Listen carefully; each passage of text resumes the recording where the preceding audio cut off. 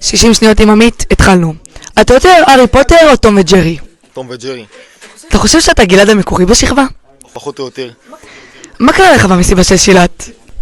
קצת שם, קצת פה. הרוק שלך עדיין באוזניים של אנשים, מה אתה אומר על זה? וואלה, בעיקר לי שביום הזה ראיתי את הגשר ושבו לי את כל הרוק מה...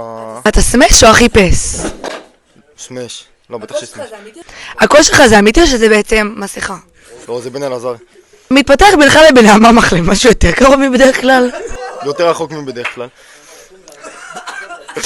מי האוהב הכי גדול שלך? בן אלעזר. אתה ובן בסטי או הכי שמסטי? הכי סמשתי. למה ישנת בפולין על הרצפה? זה לא אני, זה דניאל חנני. אם היית חיה, איזה חיה היית? ארנב. שאלה אחרונה, ציצי או תחת? אישיות. אישיות בריאה.